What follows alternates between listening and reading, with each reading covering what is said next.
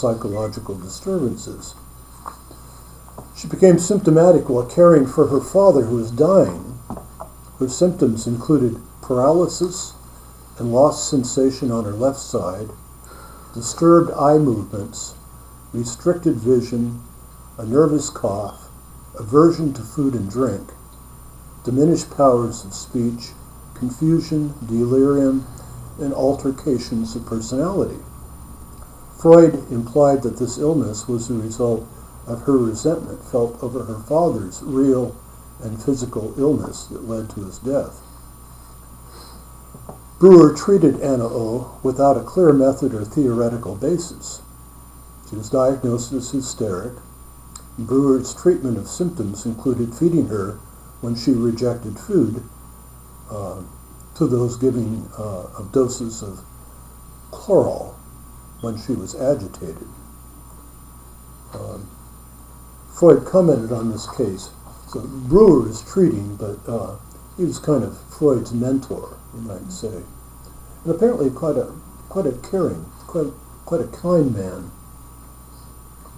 So this is what Freud says.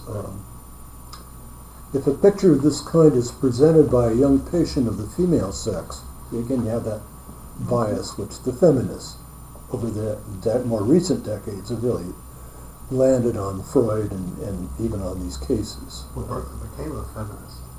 Bertha Pappenheim became a feminist. She did, yeah, Jewish leader. Presented by a young patient of the female sex whose vital internal organs, heart, kidneys, etc., are shown on objective examination to be normal, but who has been subjected to violent emotional shocks. If, moreover, her various symptoms differ in certain matters of detail from what would have been expected, then doctors are not inclined to take the case too seriously. They decide that what they had before them is not an organic disease of the brain, but the enigmatic condition which, from the time of ancient Greek medicine, has been known as hysteria, and which has the power of producing illusory pictures of a whole number of serious diseases. They consider that there is then no risk to life, but that a return to health, even a complete one, is probable. It's not always quite easy to distinguish a hysteria like this from a severe organic illness. There is no need for us to know, however, how a differential diagnosis of that kind is made. It will suffice to have an assurance that the case of Breuer's patient was precisely of a kind in which no competent physician could fail to make a diagnosis of hysteria. Breuer had noticed that Anna O., the pseudonym, experienced absences, is what the word that was used, a change of personality along with confusion. That would hint at dissociation right there, falling into complex, but with that amnesic quality of not remembering. She muttered words to herself. Breuer induced a state of hypnosis. That hypnotic treatment was what Charcot was doing in Paris. We've all seen movies where the dramatics of Charcot mesmerizing and hypnotizing in these early cases of hysteria. He found the words that she muttered were melancholy fantasies that often had a poetic beauty. Anna and Breuer ended the hypnosis sessions, which allowed Anna to say anything that came to her mind. Now, what do we call that? Free association. There you go. There you go. That's the beginning of the method of free association.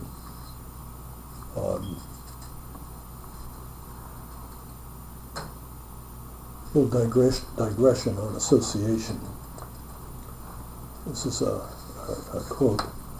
The spontaneous linkage of ideas, perceptions, images, fantasies, according to certain personal and psychological themes, motifs, similarities, oppositions, or causalities. The word may designate the process of making such linkages by association.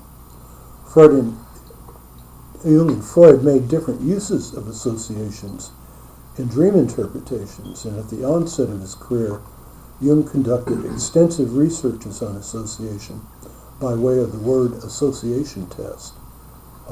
Some of you know what that is, but Jung, in Zurich, there's an awful lot of money buried under the streets, and it's a center of commerce, and just a lot of, it's still an awful lot of American money buried in Swiss banks, as well as the offshore kind of islands.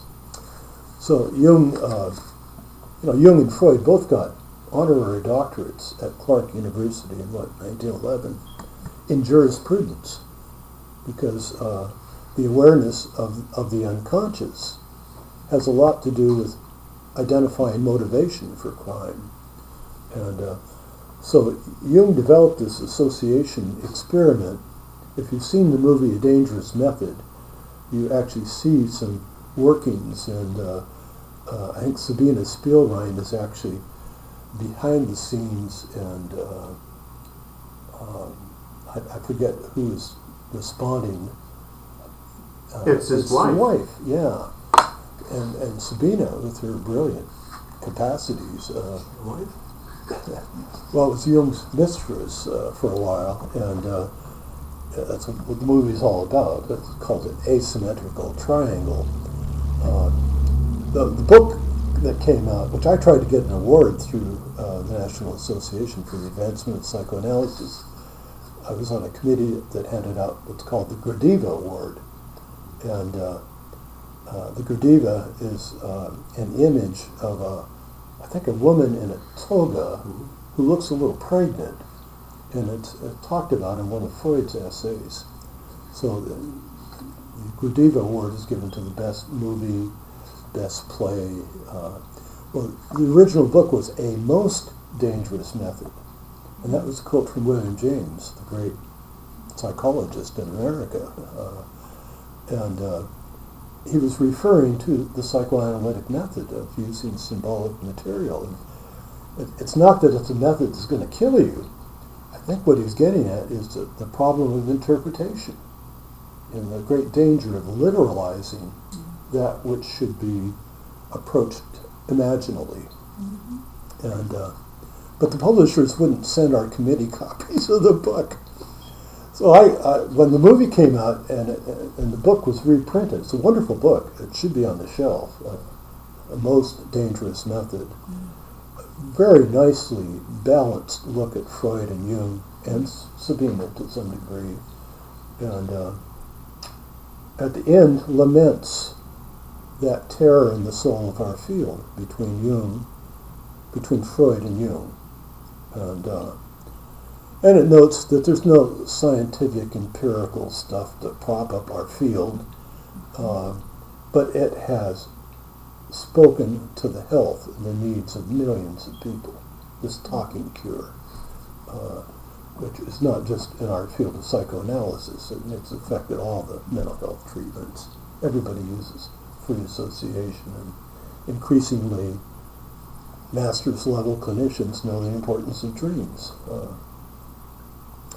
So Jung came up with this experiment where there'd be 100 stimulus words, and the tester would write down the first response, first association.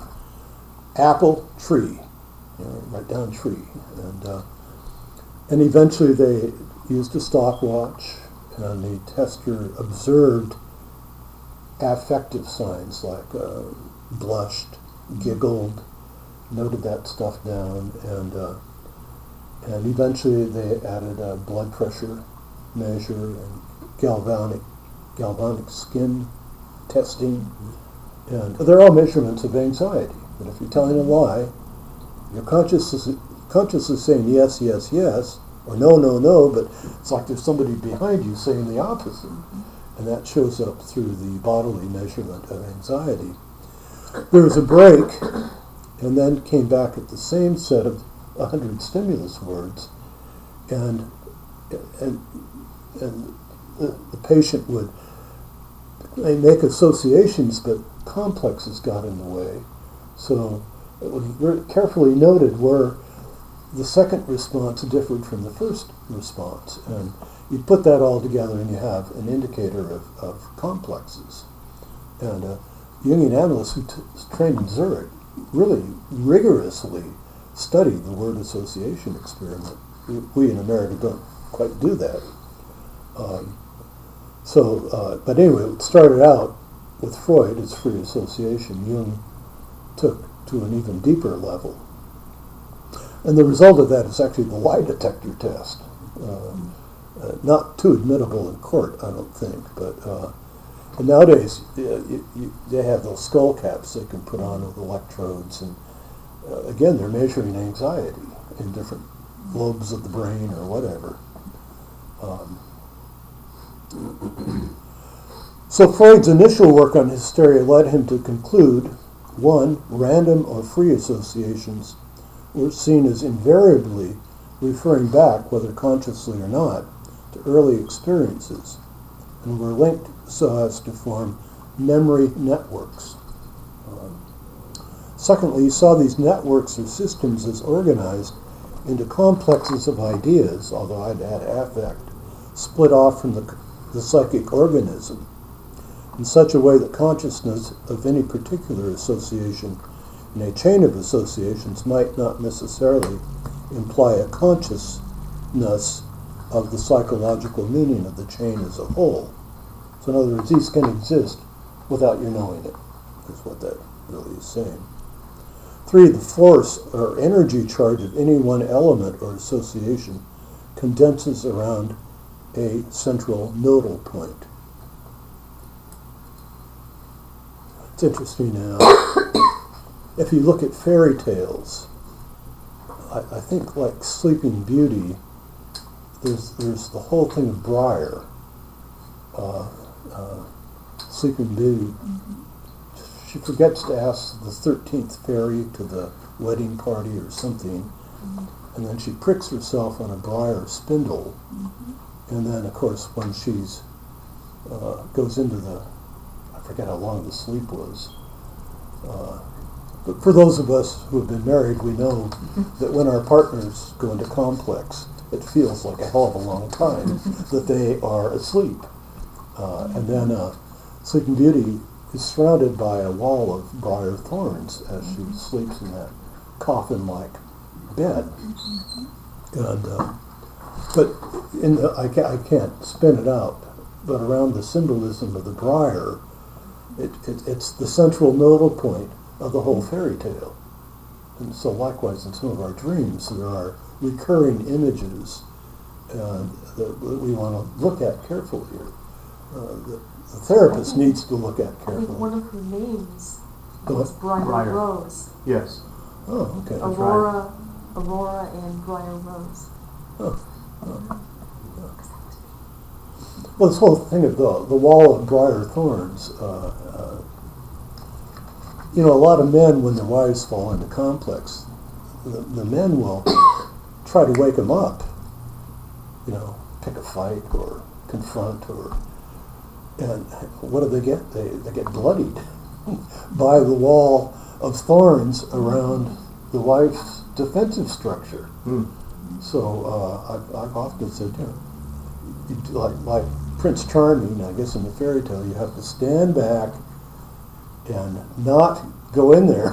I don't think it's just the wife. I think. Yeah, well, it can be the other way around, sure. If your husband goes into complex, you want to lay low. The prince was blinded, temporarily blinded by one of the briars, and then I think a tear. That's in Rapunzel. Oh, really? But it's a similar idea. The briars scratch his eyes, and he wanders around blind until he runs into Rapunzel, and she cries into his eyes, and he's healed, and he can see again. Good.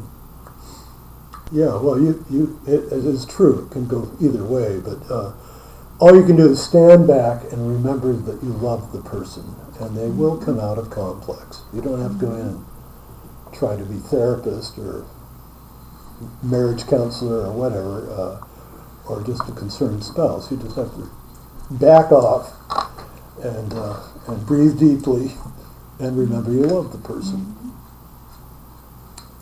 I have a couple that I'm working with now. I would call them, I haven't used the word complexes. I like the way you're using it because you get a visual with that. I would say they have interlocking complexes, that they alternate Oh, yeah. who's doing what. And their dance that they do is to never allow themselves to get together at the same time. One of them always has to be with a patch of thorns around them. And we are having the hardest time truly understanding the meaning of this pattern, because they are clear they do not want to separate, they want to be together, and yet the animosity that comes out, as well as the fear, as well as the tenderness, is, it's mind-boggling. So maybe by the end of this class I will figure out a way to help them uncover it, to let down that briar patch at the same time. They're wonderful. Well, again, thinking along the Freudian line, certainly even Jungians believe there is a personal unconscious. So the going back to family patterns around hysteria, I actually always thought of hysteria as being a pre-Oedipal condition. So for those of you who aren't familiar with those words, an Oedipal relationship is three-person relationship: mother, father, child. The two-person relationship is mother and child. And of course, there's so much more we know about that these days than Freud and Brewer, and even Jung knew. And so in therapeutic work, you do try to hear the history of some of those patterns that get internalized. But from a Jungian point of view, there's also these mythic patterns. And you can go to certain fairy tales and mythological systems from around the world and find a way of understanding those complexes that is not just reductive to biographical experience, or the family romance is what it gets called. There's a pattern I was talking to somebody about recently. Bonnie will not like this illusion because a Kleinian. She didn't like the Kleinian stuff because Melanie Klein observed children. It did a lot of children and infant observation and used these bodily terms like good breast, bad breast, which are metaphors for a maternal presence. Have you ever seen a bad breast? Only the one that's not there. What about the one that's dry? Good. Well, there's a pattern I learned. The kid just acts as if it's bad. My former analyst was both a Jungian analyst, but he did an awful lot of study, I think, at the whatever the object relations school is in Washington, D.C. So he had a good sense of the personal, but he would periodically refer to these Kleinian terms like the penis breast, and but anyway, there's a syndrome called the claustrum, and what that is a claustrophobia. It's I thought you said colostrum. Yes, so did So I. did I. Which is the early form of breast milk. That's Right. that's He- claustrum. I may have said it You may wrong. have said it wrong. Yeah. Anyway, it's when the child that needs mother, but the mother is what sometimes gets called the dead mother, non-responsive, cool, non-empathic, but it's got to have mama. So it's like the body metaphor is the child's head gets stuck in the shitty ass of mama.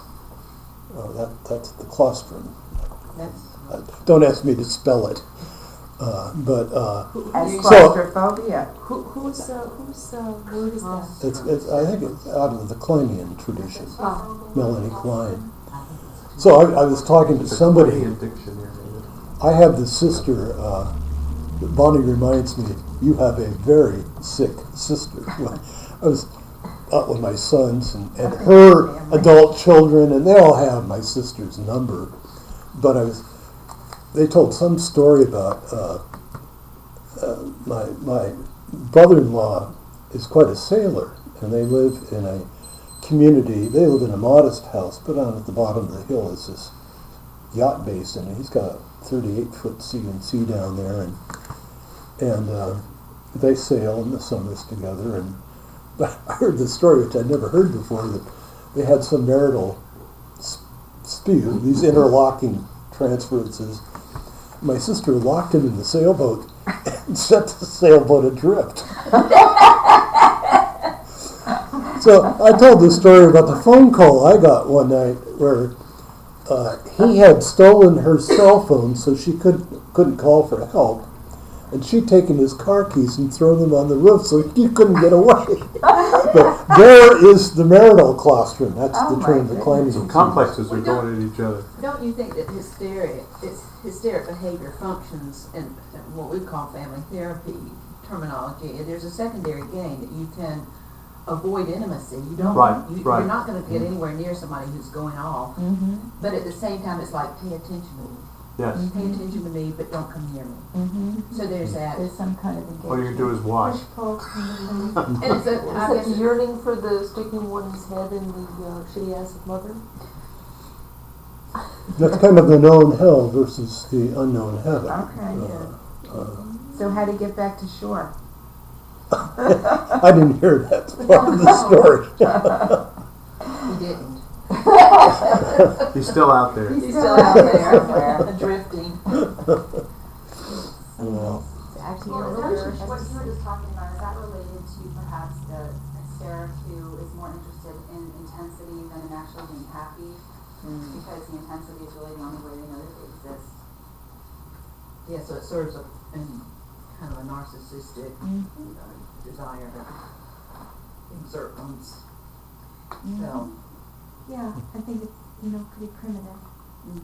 No ways of socially. And I was wondering if you were talking about how it's morphed over the years, if because of the feminist movement, if maybe some of those symptoms have diminished or been spread out among the genders. Well, Because we're not, as women, as oppressed as we once were. If there's been any. Judith Herman, in her book on trauma and recovery, tries to normalize what's going on. That some of these reactions would be because of sexual abuse or attack or what have you, and she's trying to normalize it all. And she's looking at Freud's investigation of hysteria and the beginnings of psychoanalysis and men that have experienced trauma in combat, and then women who have been attacked, and is looking at the whole thing and looking at the process of recovery from trauma. And I think she's trying to do what you're suggesting. So like PTSD symptoms would be similar to hysteria, in the sense when you have somebody going in and doing these terrorist attacks, or like we had the stabbing at the school recently. It's just an act of being out of control, but it's like, look at what I'm doing. But you can't be intimate with somebody who's wielding a knife or two. No. well, as Briar patch. So Times are 10. these behavioral acting out defenses? when you read Bolas's book, keep an eye to the acting, the dramatic quality or theatrical quality of the hysteric personality. Pay attention to me. Yeah. There's a lot of that comes out sexually. That there's a kind of conscious blindness, whether a man or a woman. You can't quite have your body and its sexual fulfillment consciously. So there's drama that happens. I think one of the stories that Bolas tells is of a couple where the woman would, before they were intimate in a marital bedroom, the husband had to sit there and listen to her talk for 45 minutes or an hour. That's called foreplay. But maybe not for him. It's a long discourse, at least in the case in here. Took a lot to warm up. Because of nice. Yeah. Well, the case of Anna O. also may be the first time light was shed on the phenomenon that you and I now call transference, when the patient's feelings towards a significant person and his or her life are redirected onto the therapist. Anna imagined that she was pregnant with her doctor's baby. She actually had nausea, I think actually in Sabina Spielrein. There's some fantasy about having Siegfried with Jung. With Jung.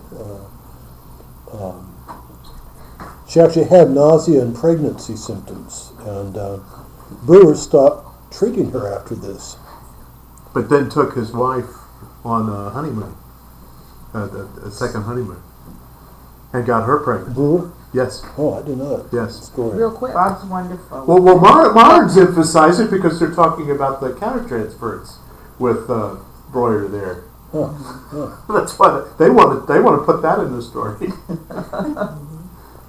Well, she wasn't getting better, but worse. Yeah. And she eventually was hospitalized.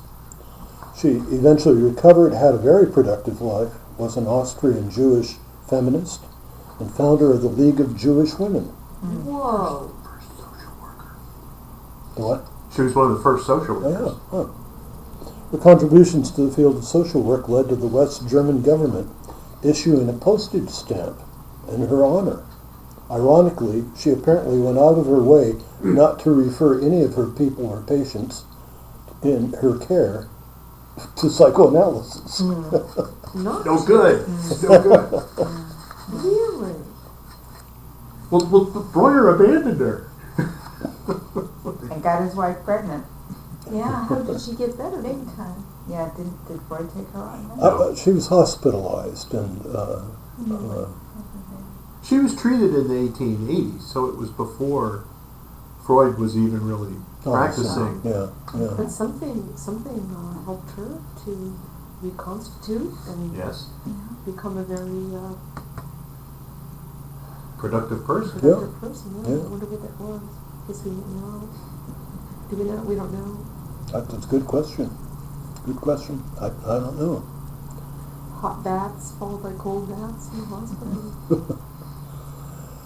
Well, certainly there's a long history of treating depression with fairly abusive techniques like cold baths, and you see a bit of that in that movie on Sabina Spielrein too. But she seemed freer relating her fantasies, and we owe that term, the talking cure, to Anna O. It's disappointing. She called it chimney sweeping. Mm-hmm. Well, what kind of transferences have some of you experienced? Talk about transference, maybe. We go to 12:30 or 12:15. 12:15, And then we'll take okay. a break. Okay, good. How long a break? 15 minutes. Oh, okay. Well, we'll just talk about transferences. Maybe that gets into countertransference too. More will be said next hour. What kind of transferences have we experienced? Yeah, what have we experienced of patients bringing a projected field that lands on us as analysts or therapists or clergy or teachers? Anger. Talk some more. Devaluation, anger, idealization also. In 5 minutes. Yeah, like we're the only one that can save them. And then you wait. And then we Fall fail. off You don't fall, it gets kicked out from under you. But who are they setting you up to be when you are the object of that anger? Mom and mother. Both mom and dad. I want to go back to that whole thing of the Oedipal and the pre-Oedipal. What I didn't add there is the pre-Oedipal is also pre-verbal and pre-conscious, usually before age 3.5 maybe. And then the Oedipal three-person relationship tends to correspond with when you become conscious and when you can, in therapy, talk out a memory. Everything before father on the scene, you might say, you only get at that through transference or the production of dreams or a person acting out. Jungians don't quite put a lot of emphasis on the transference dynamics of patient and therapist, but I think we spend a lot of time analyzing what happens in the transference fields in the patient's wider life to spouses, and so that establishing a regressive transference to the analyst is not so highlighted in Jungian training, but there's a lot more time. People talk about their stuff with their spouses and their kids and other work relations. But I know in some groups I've done, I haven't been proven right on this, but for a long time I thought that when I asked people in groups for their first memory, it often did coincide with the awareness of father on the scene.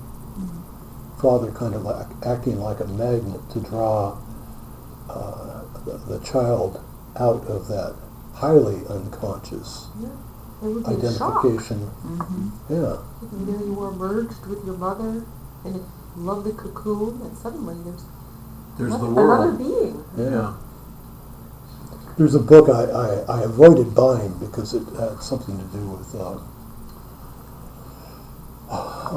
neurology or what have you, but it's written by Jeanette Paris, Paris, who teaches at Pacifica Graduate Institute, and she's a clinical psychologist.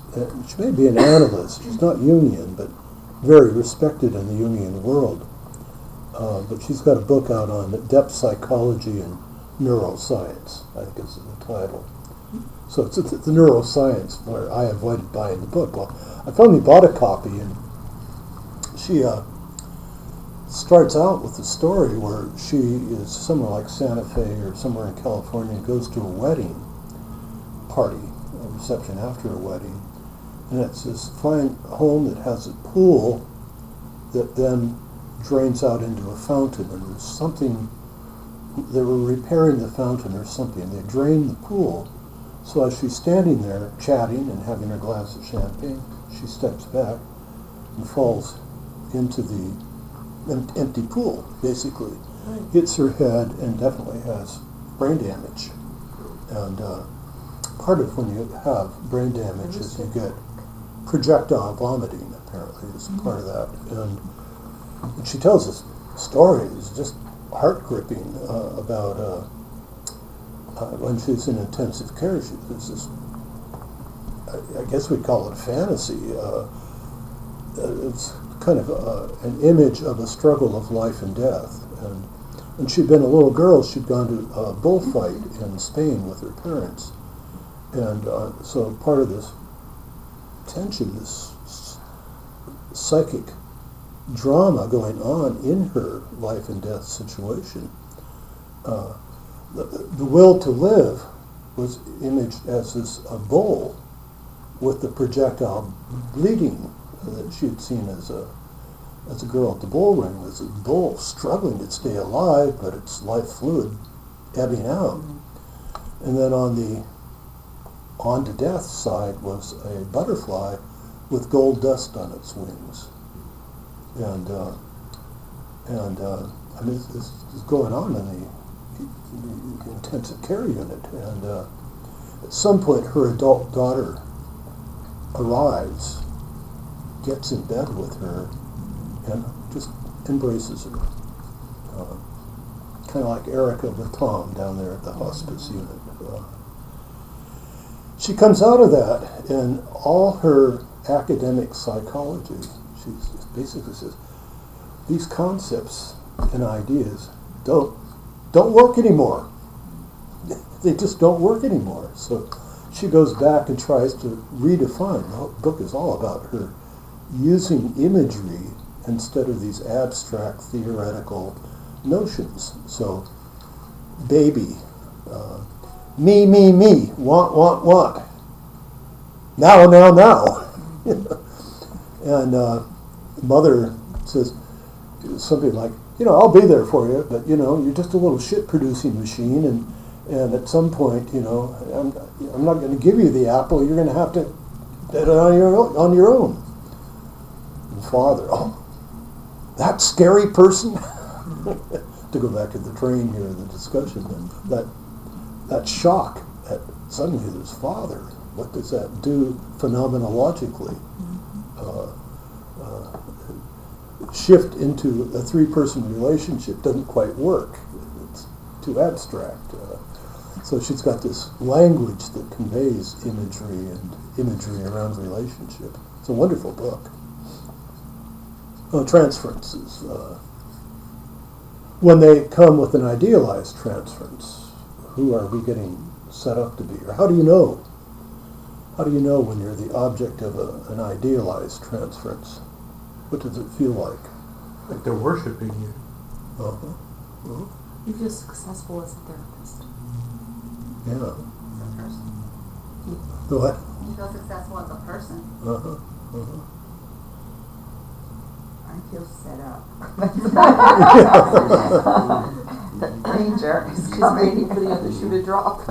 Just waiting for the pillars to be kicked out from out underneath. But you see, it does feel good. And then is it our stuff about we're not allowed to feel too good? Something's going to happen. Well, there's the psychoanalytic adage, equal time in heaven, equal time in hell. So at some point, the idealization is an infantile defense against major problems. So oftentimes, it's a setup to avoid getting yourself in the mud or landing. It also tells us a little bit about the client, about what they're projecting onto us as their own goal that they can't claim for themselves. I think it's contextual as well, with longer term patients, as so many of us see, that you have these waves of the positive and negative transference, and at what point in the treatment is that emerging? Frequently seems to be when the patient is trying to absolve responsibility, and so it becomes, you're the perfect therapist, I'm idealizing you, you fix this problem. I don't have any say in it. This is something that you have to fix, you have to cure. I'm dependent on the therapist to do it. I don't have to do it. Yeah.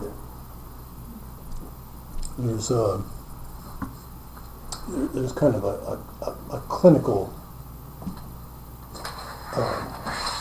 It's not a trick. I'm quite have the word, but it's more of an attitude that if you're suddenly feeling strong affect with something that wasn't there 5 minutes ago, then it's probably a sign of transference. But if you came in with a certain mood and you know that you're just in your own complex that day, then it's probably your stuff, rather than what the patient is bringing in. So that the importance of saying, when did I begin to have this sensation or reaction? I have these associations just floating around in my head, so I just want to put them out. I don't have anything clear yet, but I was thinking about that couple that I mentioned and what we were saying about the mother not being available, bad mother, the not being there, or the dried up breast or something. And what I was remembering in our session, usually each of them individually tend to feel safe with me, but what they do with themselves gets so destructive. And then they do transfer that into the session. They bring that destruction into the session with some hope, I guess, that somehow I will repair this. But yesterday, the man was opened himself up and was expressing his love and his desire for this woman and to, be married forever, and can't they just be in a good place, consistently? And by the end of the session, he wasn't talking. He was all in his back in his with his briar patch around him, and what he could say was he just feels so alone. And this is the first time I'm thinking, is that the regressive place that when he opens himself up and feels vulnerable, something with the mother and her not being available, immediately gets to him and he has to pull back into himself to feel some type of protection. Defensive structure. Does that, that was what came to me when we were talking. I'm not sure what to do with it. She probably does the same thing in another way, but this is the mirror of this. But to go from one extreme to the other and see it in the session, I thought, okay, now what do we do? So in the session, he was reaching out to her. Totally. And what was her response? Well, it varies. The first response to him opening up like this was, see how wonderful he is? I could live with this all the time. Which I thought was positive. It didn't last. Why?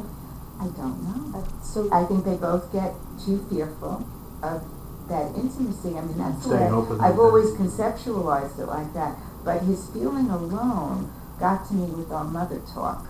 I said, is that what's going on? I don't know. I'm not sure what to do with it. We talk about joining the resistance. I remember Greg Mogenson at one of our Chicago Society of Jungian Analysts training weekends. He was the resource. He made the mistake of getting into a guy named Wolfgang Gigerich, German doesn't Jungian sound analyst like a nice man. he's so abstract. Yeah, it's all in his head. He's a Hegelian, and I read it as I'd love to read him, but then 5 minutes later I say, what the hell did I just read? But so he bored a lot of my colleagues. But I remember him sharing. There was a woman who had a dream. She was very concerned about her introversion, her pulling back, and there was a dream image of. She might have been Japanese, or maybe in the dream she was a Japanese woman in a kimono. Is that what they're called? And Craig did a wonderful job of kind of reframing that rather than feeling badly about her tendency to pull back, she should image it through that kind of, the humble Oriental introversion and kind of reframe it. So I found myself wondering about his pulling back, how to help him see it and how to frame that in a way that how good you have the capacity to pull back and whatever, reground, catch your breath, Reflect. Probably a protective element, I think that some disappointed child down in there. Yes. And then when he gets like that, she gets attacking. Huh. See how you get? I can't reach you. I don't know. But she gets scared that he's retreating, and but she goes on the offense. I don't know what to say when you get like this. I can't. So she becomes Prince Charming trying to wake Sleeping Beauty up. Yeah. Or it's the reverse. Yeah. They can do the dance in reverse. What's his awareness of that? Does he recognize he's falling into that pattern? And is there denial with it? No, he sees it, but he doesn't know how to get. But there's something. Or if he wants it, what function is it serving? But there's something about it that really triggers her. I mean. Oh yeah. That this upsets her. Something in her past. Well, one of the things that I said to him, because it was the end of the session and we're stuck with all this, I tried to leave them with the image that whatever of empathy for each other, what you're saying, that whatever he's going through is not about her, it's about something within him, and that her anger and confusion is also her stuff. Right. It's not to reject him. Right. So hold that. But it's interesting the role I take with them, because I did tell them that when they were leaving, I said, this is really, I'm getting to the place though where I do believe you guys are going to stay together.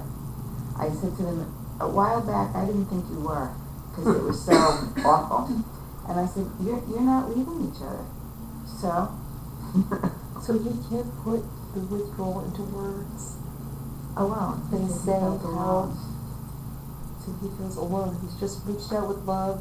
She's appreciated that, and then he That feels lasted alone. 3 seconds. No, the session unfolded and they went back into their typical modes. I'm wondering if her appreciation of what he was doing is what immediately terrified him. The positive Yes, response. yeah, Frightened him yeah. because he doesn't believe that that's going to be consistent, that it won't stay. They're always There's- If waiting. she's saying you could be like this all the time, then he's done. But I don't trust her to be that way all the time either. Maybe Or it's just too much, maybe there's some too much pressure, or there's just something about her saying, this is what I want, this is what I want, and maybe it's too hard for him to even think about having that. It would seem counterintuitive, but yes. Or they enjoy the dance. They're so familiar with this It's dance. exactly. Now that's another secondary game, is that you know what this dance is, and making another move or step or creating a new dance is way too scary right now. Or the appreciation when the wife, develops some fear, in the husband because it's like she wants more and more. Can I do this type of thing? Where it's the dance. It's like I don't want to do this, so I'm going to back up. Well, I want this, and that type of can be to me real destructive pattern, which seems like it kind of came in with. In a Oh sense. yeah. Oh, they've been doing this for years. Or is he comfortable being lovable? Understanding himself as being lovable? Not too well. So she says, I wish you would Although like he this. is very He's lovable. lovable. So she says, as it were, I wish you were like this all the time, which is Well, a that's criticism. the implied Yeah, criticism that yeah. he's not. Exactly. So Well- then of course he is hurt and confused. I'll show her. Angry maybe. Or I'm trying as hard as I can. Yeah. Or I can't do this all the time. I mean, I can just see the fear in someone's eyes that's always covered up, and all of a sudden it's like I want this all the time. It's like. But there is Hurtful. always that It's a implied hurtful thing. criticism that it's not happening. It's a hurtful thing to say. I Would used you say to, that to your lover? If they say, "Oh, you're wonderful," and you say, "I wish you were like this all the time." Yes. Why don't you just have Yeah, but you could hear that in a good way, like But I they really like always this. interpret it negatively Yeah. as criticism. Yeah. It's a given. Yeah. Well, yeah, if you've done that for so long, then everything's going to be interpreted negatively, probably, But I like the way of finding something larger, something that could be reframed as a positive, a benefit to them, or a good thing that holding within them. I'm going to try to do that next time. Have them write their own drama, their own, what would be a really wonderful relationship, and have them act that out. They don't have to live there, but they can experience See what it it might be like. in a contained space of, mutual. Unprotectedness. Yeah, but it's safe because this is an act, it's a play. Mm-hmm. And then you can get each character to talk about how it felt being that, What does alone feel like? Mm-hmm. And you're there. I don't You're the see safety alone as valve, negative. Alone can be Okay. solid. Why is alone? Why is Oh, yeah, why is it does bad? have to be though? Why How is she so what is supposed to that respond? feeling Alone can when feel strong. a person feels alone? What does it mean? Is it good or is it negative? Is it abandoned? Or is it content? Solitude. It's Yeah. tough though, how is she But supposed to criticism respond part if she's sitting there internally with a feeling of, well, you're showing me this love now, but I can't take it in because of all my briars, because of all the times in the past when you hurt me. You've hurt me so very much and injured me so very much. What am I supposed to do with that in the face of this? How do I take that in when I worked so hard to protect myself? That would be hard to It would be very hard. accept love if you're upset. But it's also the hurt, angry. reverse. She has been very rejecting of him. in a very physical way also. So it would, the same thing that you're saying here could be said in reverse. And you wonder, don't you, if the whole thing is that they're both seem to have extremes, you know. Yeah, So therefore, they are a dramatic couple. made a very extreme, and you know, like gosh, there's one poem, "Let There Be Spaces and They're Together." Yes, the prophet. The prophet. Javon, yeah. Uh-huh. And I love that. Mm-hmm. When you seem like it, but I quote it sometimes, and it's. I think that all of our romance stuff and everything that's out there in the big movies get this idea that this ideal relationship is your Bobbsey twins, and never separated, and the fact.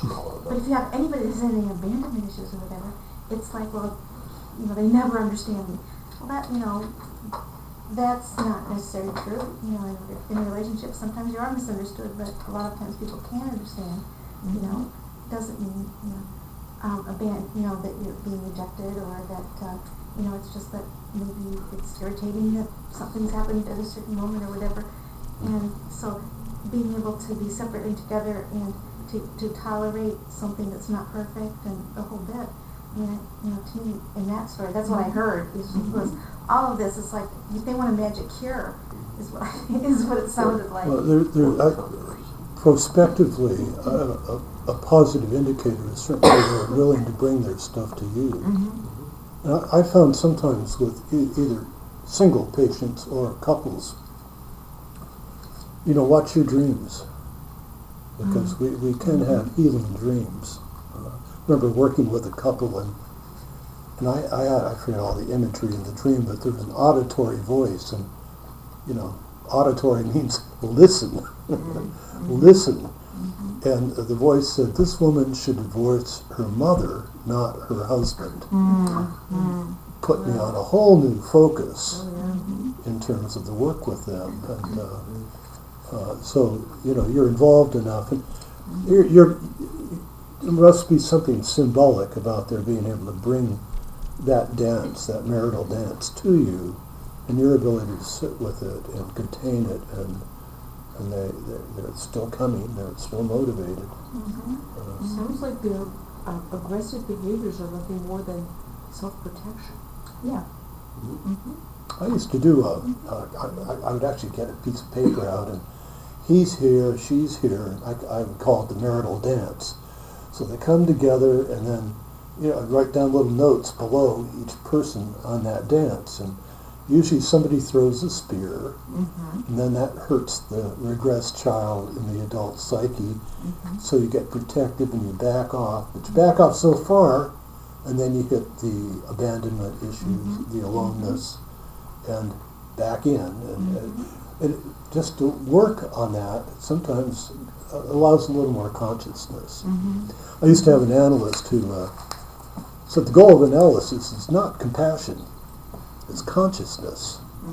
So there's more freedom if you have a consciousness of your own madness and imagery for it. And for couples, you have to have your own imaginal vocabulary. I guess that fell into complex. But then you need that for the partner. The brat in her, the wounded boy in him, and if you can get that vocabulary, there's more freedom from the compulsion of the complex dance. But it sounds like good work, and they're trusting you. Well, we have a 15-minute break. Yes. Good. Okay. Ian, are you there?